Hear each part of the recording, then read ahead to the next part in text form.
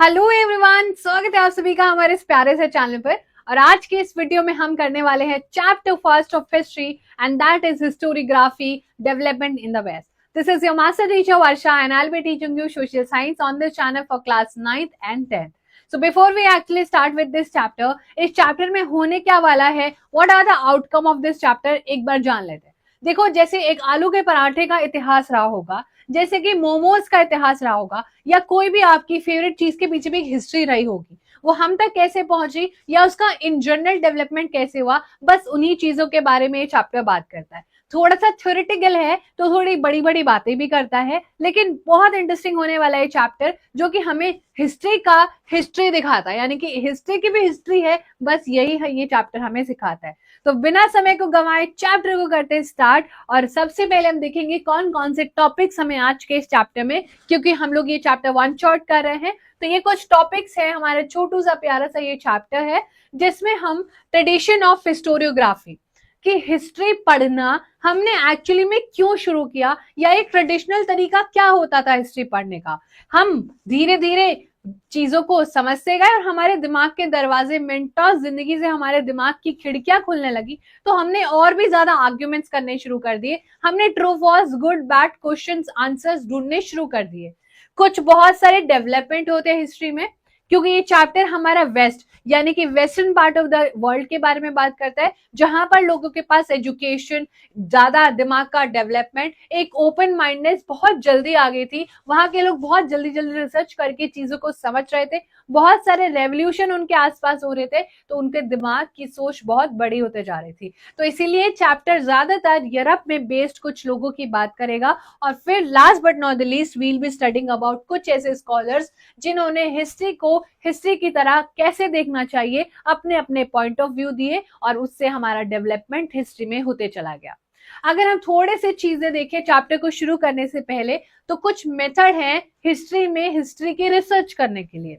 तो सबसे पहले देखो, अगर हमें किसी भी जगह की पढ़ाई करनी है, उसके बारे में कुछ XYZ चीजें जाननी है, तो कुछ टर्म्स आपको आपकी स्क्रीन पर दिखाई दे रहे हैं। अगर हम बात करें आर्कियोलॉजी, तो ये सबसे पहले तो आपको ये मैच द फॉलोइंग में आ सकता है, ये आपको मीनिंग में आ सकता है कि बताओ आर्कियोलॉजी में क्या पढ़ाई होती है, आर्कियोलॉजी का मतलब क्या होता है, ये सारी चीजें आपसे पूछी जा सकती है। देखो, अगर हम बात करते हैं यहाँ पर आर्कियोलॉजी की, तो आर्कियोलॉजी क्या होता है, आर्कियोलॉजी एक ऐसी चीज है जहां पर आप अपने पास्ट की पढ़ाई करते हो। आर्कियोलॉजिकल एविडेंस, जैसे कि फॉर एग्जाम्पल आप जा रहे हो, है ना, रास्ते में आपको क्या है, कुछ ऐसी चीज मिल जाती है कि कांच टूटा हुआ मिला है, आप जा रहे हो और पूरी सड़क पे कांच है, एक गाड़ी है उसमें शायद कुछ एक्सीडेंट वगैरह हुआ, तो आप इमेजिन करोगे कि शायद हम जब सो रहे होंगे तो कोई बहुत तेज गाड़ी चला रहा था रात को, है ना, he must have been drunk, वो जो है शराब पी के शायद नशे में गाड़ी चला रहा था या चला रही थी, ऐसे में कुछ आप इमेजिन करोगे। सेम आर्कियोलॉजी में भी ऐसा ही होता है कि जो भी हिस्टोरियंस होते हैं वो इतिहास की पढ़ाई करते हैं कि ऐसा हुआ होगा, यहाँ पर हम लोगों को घर मिला है टूटा हुआ, ईंटें मिली हैं तो यहाँ पर लोग रहते होंगे, आसपास हम लोगों को व्यापार का कुछ एविडेंस मिला है, कुछ जले हुए कांच के टुकड़े मिले हैं, तो ये लोग चूड़ियां पहनते होंगे, ऐसे ऐसे ये लोग आर्कियोलॉजी से बिल्ड करते हैं। नेक्स्ट है हमारे पास आर्किवल साइंस, एक ऐसी साइंस जो हमारे सिस्टमैटिक बॉडी ऑफ थ्योरी की थ्योरी प्रूव करती है कि ऐसे ऐसे हुआ होगा, तो आप साइंस से, साइंटिफिक रीजन से उसकी एक एविडेंस क्रिएट कर सकते हो। फिर आता है हमारे पास मैन्युस्क्रिप्टोलॉजी, कुछ ऐसे रीडिंग और स्टडिंग, जब हम कुछ हमें मिल जाता है तो हम उसकी पढ़ाई करते हैं, ऐसे बहुत सारे इंस्क्रिप्शंस मिले हैं, बहुत सारे डॉक्यूमेंट्स मिले हैं जिनकी पढ़ाई हिस्टोरियंस करते हैं, और इसमें साफ साफ लिखा होता है, और इसमें आप जैसे कि महाभारत रामायण, ये तो चलो फिर भी रिटन डॉक्यूमेंट्स थे, कुछ ऐसी चीजें जो बहुत पहले अगर हम इंडियन हिस्ट्री में देखें, जो ऋग्वेदिक काल वगैरह में होते थे, जो संस्कृत में लिखे होते थे, अशोका के टाइम पर बहुत सारे इंस्क्रिप्शन होते थे जो कि बहुत बाद में पढ़े गए कि ऐसा हुआ होता होगा, तो ये हमारा क्या होता है, मैन्युस्क्रिप्ट जो होता है जिसमें हम पढ़ाई करते हैं। इनमें से बेटा ये बहुत इंपॉर्टेंट है, आपके एग्जाम्स के पर्सपेक्टिव से ये सब कुछ पूछे जाते हैं, ठीक है। एपिग्राफी में होता है स्टडी ऑफ इंस्क्रिप्शन, आपके पास कुछ इंस्क्रिप्शन मिले हैं, कुछ दीवार पे लिखा हुआ था, लेकिन वो कभी कभी ऐसे लिखा होता है कि उसको पढ़ना लेजिबल नहीं होता है, वो लैंग्वेज को डेसिफर करना पड़ता है, डेसिफर मतलब उसको ढूंढ ढूंढ के पढ़ना पड़ता है। देन वी हैव, हम एनालिसिस करते हैं लेटर राइटिंग का, कि उन्होंने उल्टा लिखा है कि सीधा लिखा है, आपको नहीं पता होगा। तो जब एक इंडिया में भी ऐसी सिविलाइजेशन थी जहां पर हम लोग कैसे लिखते हैं, हम लोग मान लीजिए हम यश का नाम लिख रहे हैं, तो मैं ऐसे यश का नाम लिख रही हूँ, राइट, लेकिन बहुत पहले ऐसा होता था कि हम ये लोग उल्टा लिखते थे, लाइक दिस। तो left to right, right to left, जो भी सारी चीजें होती थी वो हमारी किस में आ जाती हैं, वो हमारी यहाँ पर analysis of letter writing. Linguistic and numismatic study, linguistic में लैंग्वेज की पढ़ाई और न्यूमिस्मैटिक में आपको कॉइन्स की पढ़ाई। उसके बाद जीनियोलॉजी में आपको family history. What is the family history, जैसे कि हम बोलते हैं ना जीन्स बहुत स्ट्रांग है ना, एक जीन्स अब ट्रांसफर होते हैं फैमिली बाय फैमिली, जिसमें डीएनए वगैरह, आपको साइंस इतना आता ही है ना, नहीं आते तो बाकी चैनल में आपको वीडियोस मिलने वाली साइंस की भी मजेदार। तो आपको ये सारी चीजें हमें हिस्ट्री में देखने को मिलती है और ये सारी चीजें आपको पता होना चाहिए। This is a basic introduction, यहाँ से आपको डायरेक्टली क्वेश्चन आपके एग्जाम में देखने को मिल जाएगा, जो कि आपको अपने आने वाले यूनिट टेस्ट, क्लास टेस्ट में ये सारे क्वेश्चन देखने को मिलेंगे। अगर हम बात करें ट्रेडिशनल हिस्टोरियोग्राफी की, तो ट्रेडिशनल हिस्टोरियोग्राफी में होता क्या है, या हिस्टोरियोग्राफी का फुल फॉर्म और डिस्क्रिप्शन, या फिर कैसे आप उसको डिस्क्राइब करोगे, आपके एग्जाम में आ जाता है। तो देखो ध्यान से सुनो फटाफट से। अगर हम बात करें कि हमारा हिस्टोरियोग्राफी क्या होता है, the writing of critical historical narrative is known as historiography. The writing of critical historical narrative, क्या समझा, एक ऐसी चीज लिखनी है जो इतिहास में किसी ने आपको बताई है, लेकिन आप बहुत क्रिटिकल भी हो उसको लेके। जैसे कि आपके दादाजी ने, नानी जी ने, दादी जी ने, किसी ने आपको कोई कहानी सुनाई है और इस कहानी के कुछ हिस्सों से आप खुश नहीं हो, राइट, लेकिन आप, उन्होंने तो आपको सुना दी है, तो अब आपको देखना है कि आप उसको कैसे क्रिटिकली एनालाइज करके वो कहानी आप तक आप पहुंच गई है, वही हिस्टोरियोग्राफी है। कि कैसे आग का इन्वेंशन हुआ। हैव यू एवर इमेजिन्ड कि बहुत सारे लोग डिबेट करते हैं कि अंडा पहले आया है मुर्गी पहले आया, पूरी दुनिया इस पूरे डिबेट पर जो है आज तक लड़ते आ रही है कि अच्छा एक बात आपसे पूछनी थी, ये बताओ मुर्गी पहला है कि अंडा पहला आया। अच्छा आप लोग कमेंट में जरूर बताना, what do you guys think, पहले मुर्गी आई कि पहले अंडा। अब ऐसे में हम लोग ये क्रिटिकली एनालाइज करेंगे कि देखो ऐसा नहीं हो सकता है कि पहले मुर्गी आ गई हो, पहले कहीं ना कहीं एक एग आया होगा, उसका पूरा का पूरा हमने कुछ तो ऐसा किया होगा कि हमने कुछ ना कुछ लिविंग क्रिएशन किया होगा, तब जाके मुर्गी आई होगी, है ना। तो अब यहाँ पर हिस्टोरियोग्राफी की डेफिनेशन आपको प्लीज याद रखनी है, पूछे जाएगी। तो the writing of critical historical analysis या फिर नैरेटिव, जब आप किसी से बात कर रहे हो, आपकी बात उसको सही लग रही है, कि वो आपको एविडेंस भी दिखा रहा है, देख यहाँ पर मैं बता रहा हूँ तेरे को एक्सीडेंट हुआ था, कांच भी पड़ा और देख सामने गाड़ी भी खड़ी है और पुलिस भी खड़ी हुई है, देख उसका सायरन भी बच रहा है, तो वही क्रिटिकल एनालिसिस है, आपने नैरेटिव अपना बता दिया और वही हिस्टोरियोग्राफी हो जाएगी। अब इसमें हम लोगों को सेकेंडली देखने को मिलता है मॉडर्न हिस्टोरियोग्राफी। अब मॉडर्न तरीके से, जो हम ट्रेडिशनल तरीके से देखते आ रहे थे कि हाँ, अब ट्रेडिशनल तरीके में क्या हो सकता है, आप ये देख सकते हो कि आपने कभी सुना है, अगर नहीं सुना तो मैं आपको बताती हूँ। हमारे इंडिया में बहुत सारे हवन होते थे जिनको यज्ञ कहते थे, इफ यू रिमेम्बर आज भी वो होते हैं, लेकिन पहले जब बहुत पहले हम जाते थे, जो यज्ञ होते थे वो बादलों को खुश करने के लिए, यानी कि इंद्र देवता को खुश करने के लिए होते थे, ताकि वो बारिश कर दे और फसल अच्छी हो जाए। सो वो एक ट्रेडिशनल हिस्टोरियोग्राफी हो गई कि लोगों को लगता था कि ये हम लोगों के पास साइंटिफिक एक्सप्लेनेशन ही नहीं है इस चीज की, कि कैसे हो रहा है कि जब जब हमारे पास वेदर में गर्माहट बढ़ेगी तो बारिश होगी, क्योंकि इवेपोरेशन होएगा, बादल बनेंगे और बादल बरस जाएंगे, राइट। ये एक पूरा साइंटिफिक फिनोमेना है, लेकिन ये लोगों को पहले समझ नहीं आता था। तो that was our traditional historiography. लेकिन फिर आई मॉडर्न हिस्टोरियोग्राफी हमारे चैप्टर में, और मॉडर्न हिस्टोरियोग्राफी हमें हर एक चीज सही गलत सब कुछ बताती है, और इसके 4 मेन कैरेक्टरिस्टिक होता है। तो मॉडर्न हिस्टोरियोग्राफी में हमें कितने 4 क्वेश्चन 4 कैरेक्टरिस्टिक देखने को मिलते हैं, और यहीं से हमारा सबसे इंपॉर्टेंट क्वेश्चन भी आ जाएगा। अभी हम लोग अपना वन शॉट कर रहे हैं, लेटर ऑन हम इसका सोल्यूशन भी करेंगे, राइट। जो हमारा एक्सरसाइज है चैप्टर में उसका सोल्यूशन भी करेंगे, और इस वन शॉट से आप कितने अच्छे से सारे क्वेश्चंस कर पा रहे हो आपको वो भी देखने को मिलेगा। तो अगर हम 4 मेन कैरेक्टरिस्टिक की बात करें मॉडर्न हिस्टोरियोग्राफी की, तो नोट डाउन करना है फटाफट से। It is a method based on scientific principle. It begins with the formation of relevant question. What do we actually mean by this, कि जो हमारी मॉडर्न हिस्टोरियोग्राफी है, जो आज के जमाने की एकदम आधुनिक सोच है, वो रेलेवेंट क्वेश्चन है। साइंटिफिक उसके पीछे कुछ ना कुछ एक्सप्लेनेशन होती है, साइंटिफिक प्रिंसिपल होती है। फॉर एग्जाम्पल रेन, ठीक है, कैसे होती है बारिश। For example agriculture, there are all related to कुछ ना कुछ साइंटिफिक डेवलपमेंट, कुछ साइंटिफिक प्रिंसिपल है जिनके वजह से वो हो रहा है। ऐसा नहीं है कि कभी आपको लग रहा है कि अरे मैं तो कुछ सोच रहा था है ना, और एकदम से हवा चल गई और यहाँ पर तो कुछ जादू है, नहीं, ऐसा बिल्कुल भी नहीं होता. देयर इज सम और अदर साइंटिफिक एक्सप्लेनेशन और some scientific principle related to that particular incident. तो यहाँ पर आपको देखने को मिलेगा कि कुछ रेलेवेंट क्वेश्चंस आपको पूछने चाहिए और वो उसका कोई एक एक्सप्लेनेशन भी होना चाहिए. सेकेंडली, हमें जो मॉडर्न हिस्टोरियोग्राफ का दूसरा कैरेक्टरिस्टिक दिखता है वो क्या है? These question are anthropocentric. It means that these questions are about the deeds of members of ancient human society of a particular period. ऐसा नहीं कि हम लोग डायनासोर के बारे में बात करने लग जाए कि डायनासोर के बारे में हमें पढ़ाया जा रहा है. जो हम आज का हिस्ट्री पढ़ते हैं that is more related to human beings, जो पास्ट के ह्यूमन बींग्स रहे हैं या एक पर्टिकुलर पीरियड में ह्यूमन बींग्स क्या खाते थे, क्या पहनते थे, कैसे चलते थे, कितना डेवलपमेंट वो करते थे. कि आपको नहीं पता है तो ह्यूमन बींग्स नहीं होते थे पहले, राइट?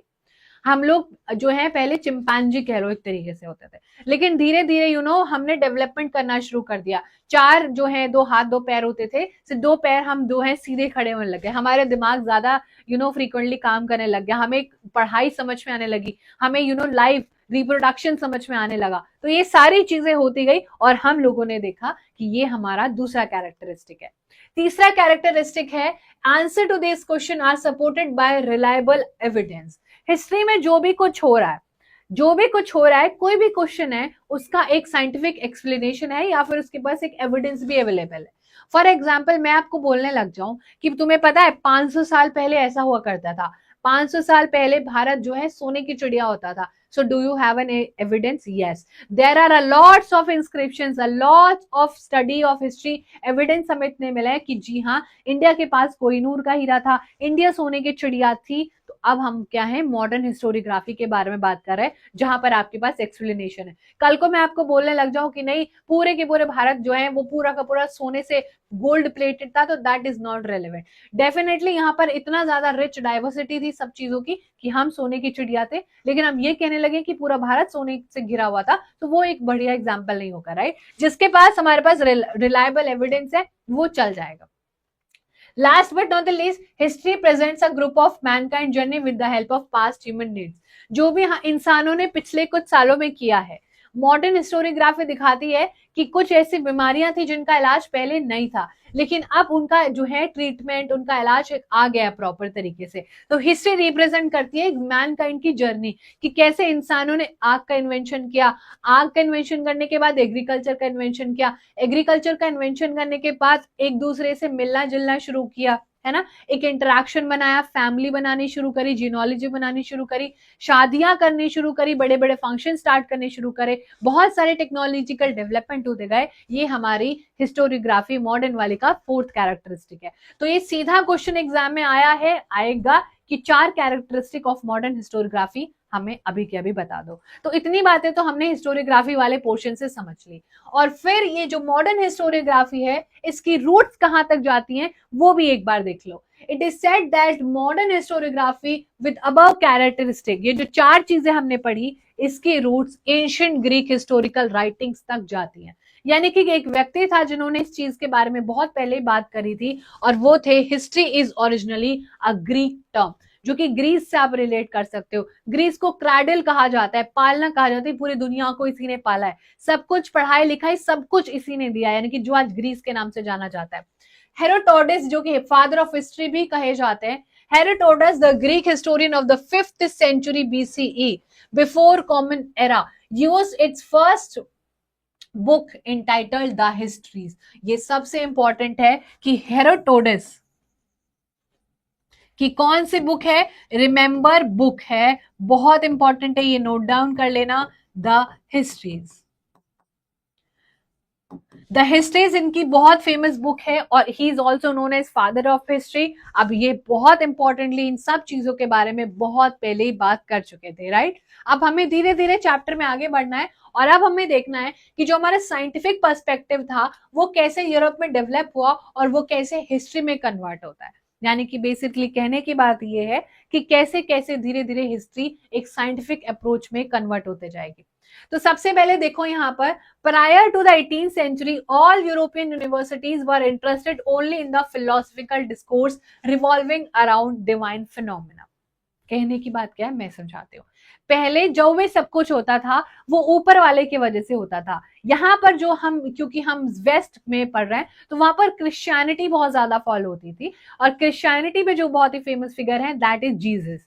अब यहाँ पर सब कुछ जीसस कर रहे हैं, everything that is happening is given by, जो भी हमारे चर्च में सारी चीजें होती हैं इनके हिसाब से, वो सब कुछ। इवन ये चीज इंडिया की सोसाइटी में भी पहुंचेगी later on, you will figure out कि कैसे ऊपर वाले को, अलग अलग रिलीजन में अलग अलग लोगों को बहुत ज्यादा समझा जाएगा कि बारिश नहीं हो रही है या फिर बहुत ज्यादा बारिश हो रही है, बिजली कड़क रही है, हर एक चीज का एक साइंटिफिक रिलेशन नहीं होगा, लेकिन सब चीजें ऊपर वाले से जोड़ दी जाएंगी। सेम चीज prior to 18th century, 18th century से पहले यूरोप की कंट्रीज में भी यही हो रहा था कि तुम्हें पता है कि जीसस की वजह से बारिश हो रही है, तुम्हें पता है कि हिटलर ने जो इतने लोगों को मारा है वो भी जीसस की वजह से हो रहा है। तो everything that was happening was related to divine. हर एक चीज जो है वो क्या है, रिलीजन से रिलेट कर दी जाती थी। हर एक चीज किससे, जो भी हमारे ऊपर वाला देख रहा है उससे रिलेट कर दी जाती थी। लेकिन ग्रेजुअली ये चीज चेंज होते गई। बहुत सारे लोगों ने बोला कि डेफिनेटली ऐसा बिल्कुल भी नहीं है,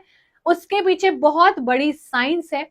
तुम्हें पता है कि हमारा जो सन है, हाँ हमारा जो सन है वो सेंटर ऑफ द यूनिवर्स में है, वो कहीं नहीं घूमता है। तो अगर आपको लगता है कि सूर्य रोज आता है और लोग बोलते हैं कि सनराइज हो जाता है और सनसेट होता है, ऐसा बिल्कुल भी नहीं है। हम अर्थ जो है, जैसे मान लो this is sun and this is earth, ये सन जो है वो वहीं रहता है, अर्थ एक तो रोटेट करता है, रोटेट इज लाइक दिस, ये रोटेट कर रहा है, और अर्थ रेवोल्यूशन भी करता है।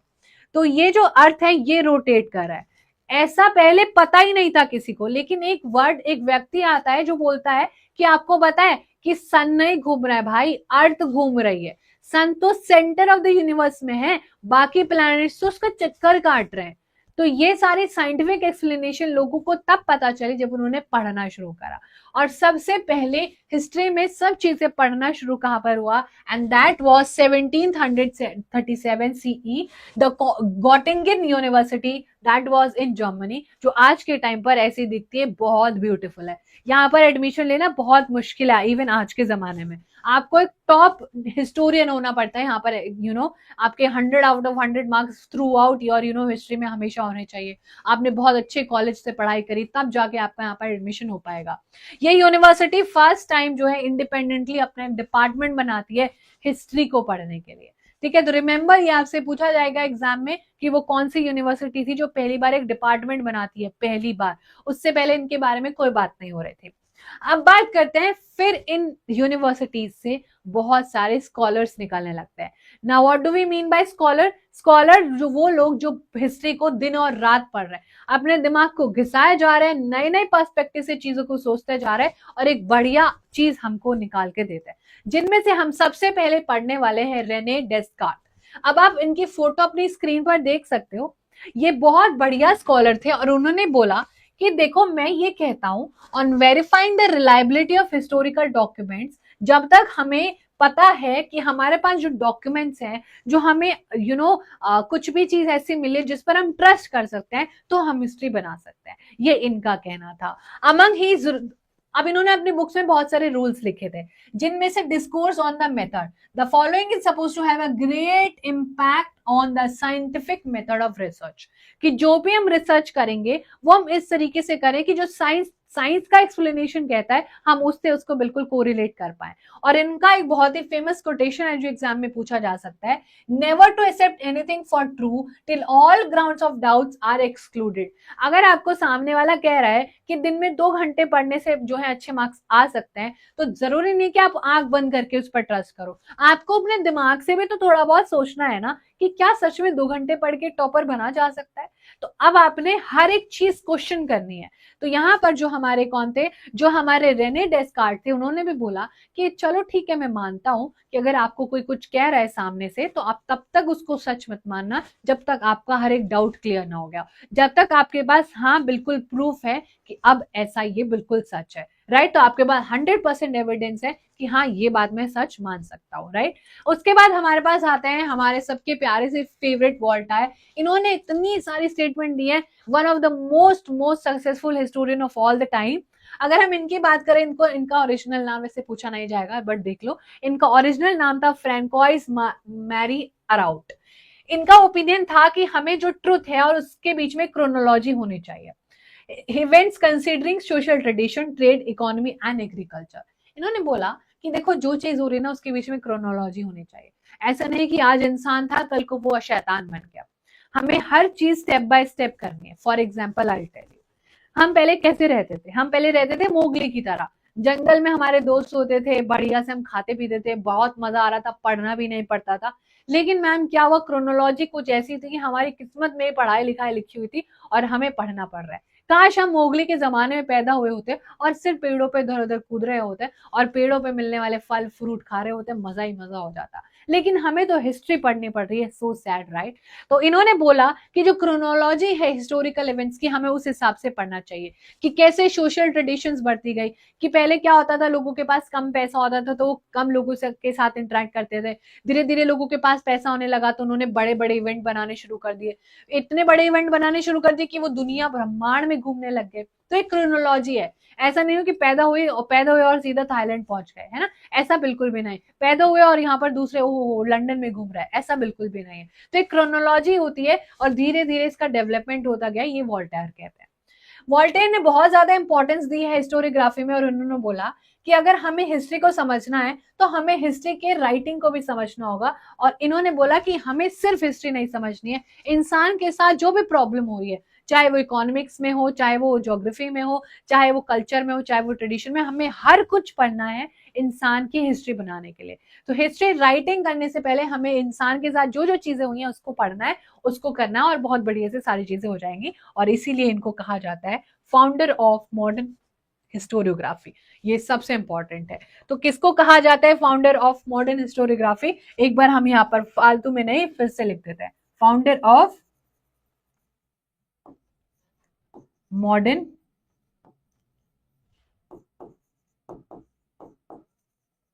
हिस्टोरियोग्राफी। यानी कि हिस्ट्री जितनी भी बिल्ड करी है मॉडर्न तरीके से, जो पर्सपेक्टिव है वो इनको ही कहा जाता है। बिकॉज इन्होंने दुनिया के सारे एस्पेक्ट, इन्होंने क्या बोला कि देखो हम बिल्कुल नहीं चाहते कि तुम साइंस को कंसिडर करो। जो लोगों ने समाज में देखा है, जो भी सारा डिस्क्रिमिनेशन देखा है, कैसे उन्होंने ट्रेड कहाँ से शुरू करा, कैसे उन्होंने अपनी इकोनॉमी डेवलप करी, कैसे उन्होंने अपने एग्रीकल्चर जो है डिस्कवर करा, सब कुछ हमें देखना है तो जाके हम कुछ यहाँ पर अपना आउटकम बता पाएंगे। तो वॉल्टायर की बात हो गई। अब बढ़ते हैं दूसरा, ये है हेजल। अब हेजल ने क्या कहा है, बहुत कुछ कहा है, आइए देखते हैं। ये कुछ ऐसे दिखते हैं, इनकी बहुत सारी स्टेटमेंट्स है, बहुत इंपॉर्टेंट है। ये एक जर्मन फिलोसफर है। इन्होंने बोला कि historical reality should be present in a logical manner. क्या है? इन्होंने बोला कि लॉजिक दिखाओ मुझे। लॉजिक क्या है आपके पास? कि मुर्गी आई कि पहले अंडा, है ना? अभी हम यही करते रहेंगे क्या पूरी क्लास में? बताओ, आंसर मिला हमें अभी तक, मुर्गी आई कि अंडा? तो उन्होंने बोला कि लॉजिकल मैनर होना चाहिए हमारा। To him the timeline of historical event was indicative of progress, कि हम एक टाइमलाइन बना रहे हैं। हमने देखा कि पहले आग का इन्वेंशन हुआ, फिर हमने कोयला ढूंढा, फिर हमने बिल्डिंग्स बनाए, फिर हमने रोड्स बनाए, उन रोड्स पर हमने गाड़ियां चलाई। तो एक हम लोग क्या करें, एक लॉजिकल मैनर में चल रहे हैं।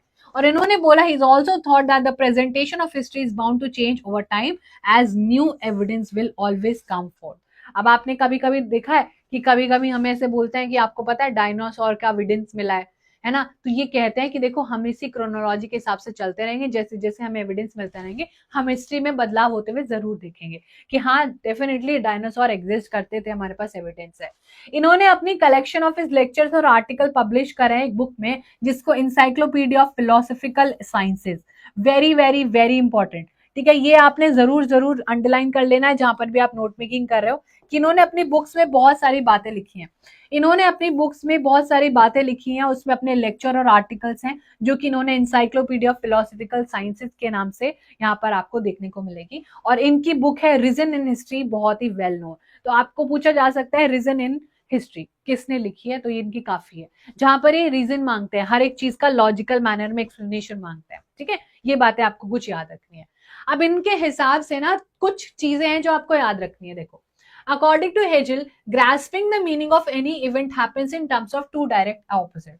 अगर हमें सामने से कोई कुछ चीज कह रहा है तो आप उसको हाँ बोलोगे या ना बोलोगे, आप उसको गुड बोलोगे या आप उसको बैड बोलोगे। अब दो यहाँ पर एस्पेक्ट हो सकते हैं चीजों के।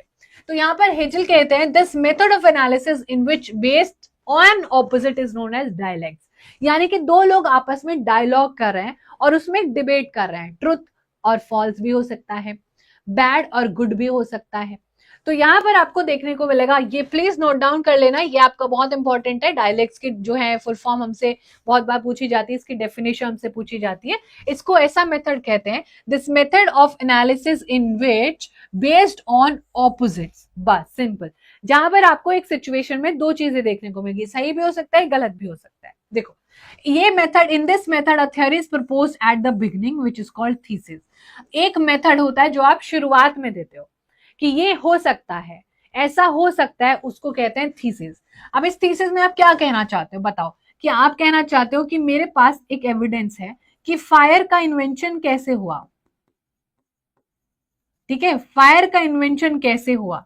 अगर आपने इस पर एक थीसिस लिखी, या फिर आप एक एग्जाम्पल ले सकते हो कि विमेन की कंडीशन क्या रही होगी, विमेन की कंडीशन क्या रही होगी, ओवरऑल जब हम देखते हैं तो वेमेन की कंडीशन क्या रही होगी। एक इंसान ने इस पर अपनी थीसिस लिखी, लेकिन दूसरी तरफ एक इंसान ने अपनी थ्योरी दी कि जो कि थीसिस के बिल्कुल ऑपोजिट होगा, कि देखो आग वाग कुछ भी नहीं हुआ था ऐसा, वो तो हम जा रहे थे, हमने देखा कि आग लगी हुई थी तो हमें आग का पता चला। तो ये होता है एंटीथीसिस, यानी कि किसी चीज के लिए ट्रू और फॉल्स कहना, कोई भी चीज के लिए ट्रू और फॉल्स कहना हमारा क्या होता है, डायलेक्ट होता है। लेकिन अगर आप ट्रू कह रहे हो तो थीसिस, और अगर उसी थीसिस के खिलाफ बोल रहे हो तो एंटीथीसिस। इसमें एक सबसे परफेक्ट एग्जाम्पल जो हो सकता है वो आप देखो, वो हो सकता है सोलर सिस्टम। सोलर सिस्टम सबको पता है कि हमारा सोलर सिस्टम है पूरा का पूरा, जिसपे यूनिवर्स है पूरा का पूरा, है ना, हम मिल्की वे गैलेक्सी में रहते हैं, पढ़ाएंगे अभी ज्योग्राफी में। इस सोलर सिस्टम में एक व्यक्ति ने बोला कि सन सेंटर ऑफ द यूनिवर्स है, एक ने बोला नहीं अर्थ सेंटर ऑफ द यूनिवर्स है, और सन सबके चारों तरफ घूमता है। तो जो एक थीसिस हो गई, या जहां पर बिगनिंग में बताया, और उसके कॉन्ट्रारी में किसी ने कहा कॉन्ट्रास्ट में कि नहीं वो ऐसा नहीं होता है। अब यहां पर जो अब दोनों को किल मिला के एक चीज निकाली जाएगी तो उसको सिंथेसिस कहेंगे। After a through logical discussion of both, a new thesis are produced, which includes the gist of both. The thesis and the antithesis is called synthesis. तो अब आपसे कोई पूछे कि synthesis क्या होता है, जब हम thesis और antithesis को mix कर देते हैं तो synthesis। जब हम true और false ढूंढते हैं यानी कि opposite ढूंढते हैं तो वो फिर हमारा क्या होता है, डायलेक्ट होता है। जब हम किसी चीज को शुरू करते हैं तो वो थीसिस होती है। जब हम किसी और चीज को ऑलरेडी जो प्रपोज्ड है उसके ऑपोजिशन में को ढूंढते हैं तो उसको एंटीथीसिस कहते हैं। ठीक है, तो ये कुछ चीजें हैं। इसमें मेरे को एक बहुत ही चीज याद आ रही है, एक व्यक्ति थे मार्टिन लूथर। मार्टिन लूथर जो थे वो बहुत ही ब्रिलियंट एक फिलोसफर कह सकते हो, एक इन जनरल पर्सनालिटी कह सकते हो। उसने क्या किया, पहले ना लोगों का ब्रेन वॉश किया जाता था वेस्टर्न यूरोप में कि चर्च ही सब कुछ है, दी जीजस इज एवरीथिंग, एंड मतलब ऐसा है कि सब कुछ उन्हीं की वजह से हो रहा है, कुछ साइंटिफिक एक्सप्लेनेशन नहीं है। तो यहाँ पर मार्टिन लूथर ने 95 थीसिस लिखी थी, जिसमें उन्होंने क्वेश्चन किया था कि बारिश के पीछे कैसे जीसस हैं, धरती घूमने के पीछे कैसे जीसस हैं, तो कुछ ऐसे क्वेश्चन करे थे। और उनकी वो जो 95 थीसिस की बुक थी वो काफी वायरल हो गई थी, और इतनी वायरल हो गई थी कि वो गवर्नमेंट को बैन करनी पड़ गई थी, क्योंकि लोग रिवोल्ट पर उतर गए थे, लोग दंगा फसाद करने लग गए थे। तो this is how thesis and antithesis entire thing works. तो ये किसका है, ये पूरा हिजल ने ऐसा पूरा पूरा कहा हुआ है। नेक्स्ट अब वी हैव, यहाँ पर हमारे पास है लियोपोल्ड वॉल रैंकिन। इनका नाम अब आपको कैसे याद रखना है और इन्होंने क्या कहा था वो भी हम बताएंगे। देखो, जो भी इंसान के आगे रैंक लगा हुआ है तो ना उसको अपनी रैंकिंग से बहुत फर्क पड़ेगा। देखो क्या है, historiography of the late 19th century was greatly influenced by thoughts of Leopold, जो कि बर्लिन यूनिवर्सिटी से थे। He put emphasis on the utmost importance of information gathered through original documents. ठीक है, अब यहाँ पर क्या है, इन्होंने बोला कि जो भी ओरिजिनल डॉक्यूमेंट्स होंगे वो बहुत बढ़िया से देखने पड़ेंगे, वो बहुत बढ़िया से देखने पड़ेंगे। और उन्होंने बोला कि जब हम इन सारे डॉक्यूमेंट्स को देख लेंगे और इनको एग्जामिन करेंगे बहुत आराम से, और जो इंसान रैंक देखेगा तो मतलब वो क्या करेगा, एग्जाम भी तो देगा। तो आप याद रखना, ये कहते हैं कि हम ओरिजिनल डॉक्यूमेंट्स को बहुत बढ़िया से देखेंगे और तब जाके हिस्ट्री को हिस्ट्री बनाएंगे और उसका सही और गलत निकालेंगे।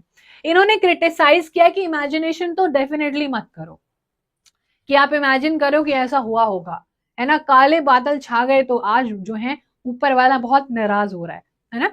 पेड़ काट दो तो ज्यादा से ज्यादा क्या हो जाएगा, कुछ भी नहीं होगा। तो अब आप इमेजिन ही तो कर रहे हो ऐसी सिचुएशन, लेकिन पेड़ काट दो तो क्या होगा भाई साहब, ग्लोबल वार्मिंग हो जाएगी, ओजोन लेयर डिप्लीट हो जाएगी, बहुत ज्यादा टेम्परेचर इंक्रीज हो जाएगा, फालतू की जो ग्रीन हाउस गैसेस है वो इंक्रीज हो जाएंगे, डिसबैलेंस क्रिएट हो जाएगा। तो ये साइंटिफिक एक्सप्लेनेशन है, ये ओरिजिनल डॉक्यूमेंट्स कहते हैं, ये हमारा एग्जामाइन कर रहे हैं हमने हिस्टोरिकल इवेंट को कि ऐसा हुआ होगा। हम इमेजिन नहीं करें हाँ ठीक है ऐसा हुआ होगा, काले बादल छा गए कुछ तो बुरा होने वाला है, नहीं, there is a scientific explanation behind everything. तो इन्होंने बोला कि इमेजिनेशन मत करो, बल्कि क्या करो, आर्टिकल कलेक्ट करो और बढ़िया से सारी चीजें हमें बताओ। और इन्होंने अपनी book the theory and practice of history and the secret of world history, remember these book two books very clearly, the theory and practice of history and the secret of world history written by Leopold. ये आपको याद रखनी है दोनों books इनकी, जो कि आपके एग्जाम में पूछी जाएंगी कि बुक्स किसने लिखी है। जो भी बुक्स अभी तक हमने डिस्कस करी वो बहुत इंपॉर्टेंट है, राइट। तो उन्होंने कहा कि भाई ओरिजिनल डॉक्यूमेंट्स देखो, एग्जामाइन करो बहुत बढ़िया से, कुछ भी छूटना नहीं चाहिए, बढ़िया से हमें बताओ। फिर उसके बाद आते हैं हमारे प्यारे कार्ल मार्क्स।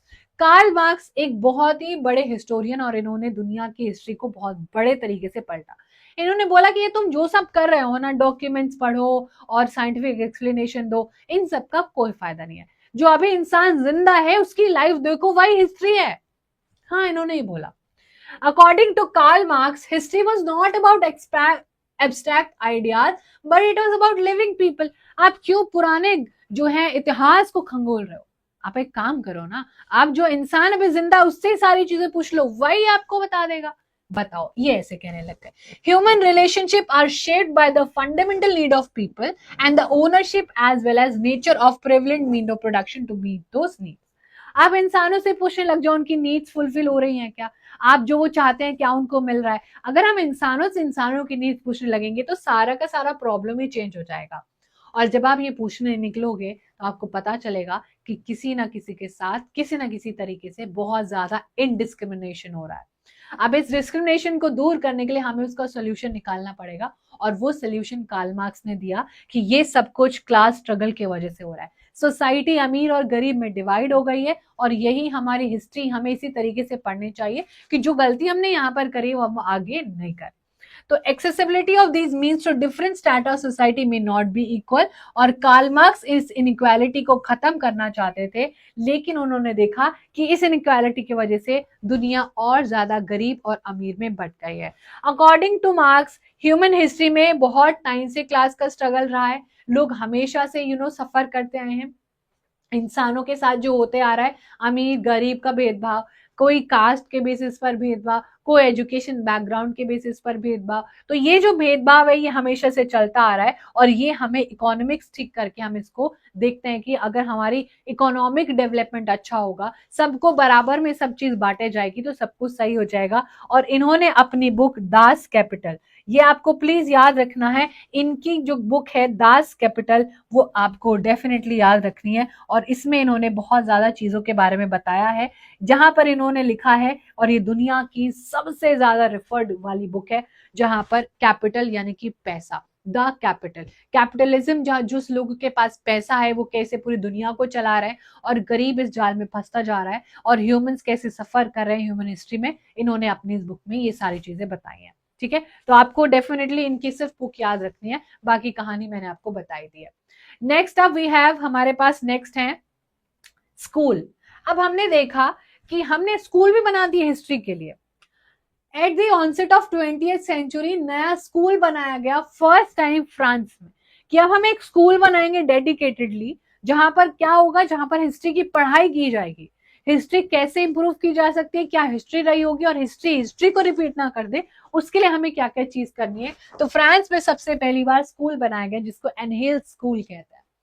ये स्कूल नई डायरेक्शन देने वाला था हिस्ट्री राइटिंग को। इसको रिकॉग्नाइज किया गया कि हिस्ट्री अब सिर्फ और सिर्फ पॉलिटिकल इवेंट्स, राजाओं के बारे में, लीडर्स के बारे में बात और राजनीति के बारे में बात नहीं करेगी, वेयर एज अब हम बात करने वाले हैं जो कि climate, local people, agriculture, trade, technology, communication, social division and एक पर्टिकुलर साइकोलॉजी। यानी कि पहले हम हिस्ट्री को रिलेट करते थे कि हिस्ट्री में युद्ध हो रहे हैं, राजा है, राजा मर गया, राजा जिंदा हो गया, राजा का बेटा आ गया, राजा के पोते आ गए, ये सब हमें पढ़ना पड़ता था। लेकिन अभी धीरे धीरे हमने देखा कि हिस्ट्री डेवलप हो रही है और हिस्ट्री में हमें अब क्लाइमेट, वॉर, ये सब जो है ज्यादा पढ़ना पड़ेगा।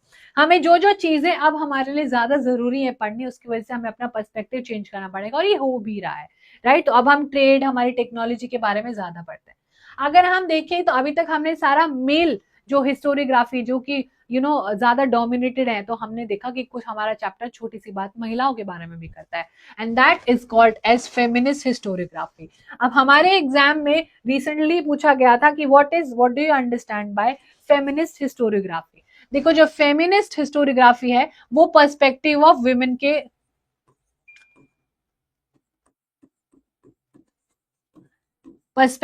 वुमेन के बारे में बात करता है।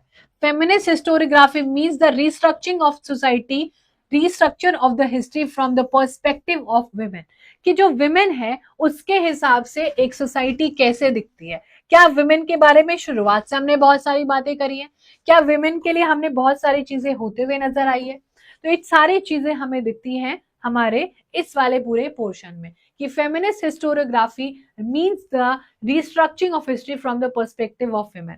जिनमें से एक बहुत ही फेमस राइटिंग है, जिनकी फोटो आपको स्क्रीन पर दिख रही है, वो है Simone de Beauvoir, helped in establishing the fundamentals of feminism. इन्होंने बोला कि फेमिनिज्म क्या है, कैसे वुमेन के राइट, वुमेन के सारे जो भी अधिकार हैं उनको कैसे हम आगे रख सकते हैं। It drove historical research to focus in depth on various aspect of women's life, such as उनका जॉब, ठीक है, उनका रोल क्या होना चाहिए ट्रेड यूनियन में, इंस्टीट्यूशन में उनको क्या काम करना चाहिए, उनकी फैमिली में क्या क्या उनकी एक लाइफ होनी चाहिए, इन सब चीजों के बारे में भी बहुत सारी हिस्ट्रीज है, कैसे विमेन की लाइफ यहाँ से लेके वहां तक पहुंचाई जा सकती है। और आज भी विमेन्स बहुत ज्यादा सफर कर रही है, क्योंकि हिस्ट्री में आप देखोगे कि विमेन का बहुत बड़ा रोल प्ले काफी लेटर ऑन आया है, और इवन उनको वोटिंग राइट्स भी काफी लेट जाके मिले हैं।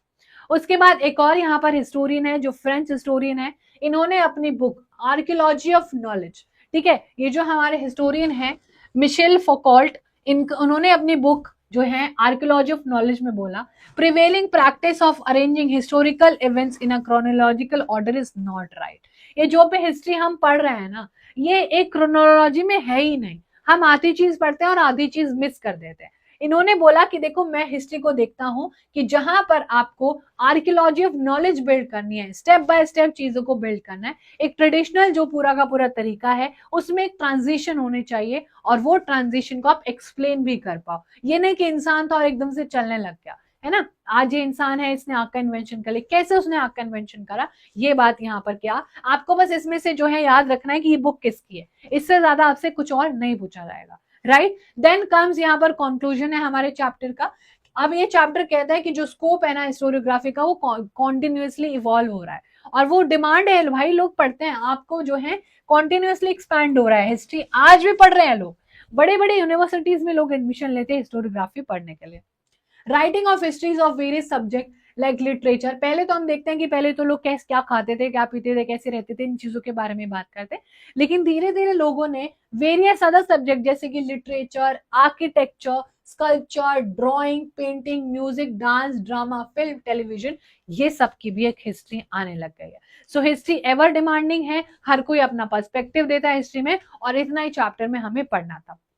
अब इतना वन शॉट वीडियो करने के बाद हम इस चैप्टर के क्वेश्चन प्रैक्टिस करेंगे, और क्वेश्चन प्रैक्टिस जब हम करेंगे तो आपको पता चलेगा कि एक्चुअल में क्वेश्चन कितने आसान पूछे जाते हैं, और चैप्टर अगर आपको जरा सा भी टफ लगा होगा तो जब क्वेश्चन करोगे तो फिर बिल्कुल भी टफ नहीं लगेगा, और हमारा 2 बारी रिविजन हो जाएगा, एक हम वन शॉट कर लेंगे और एक हम क्वेश्चंस कर लेंगे।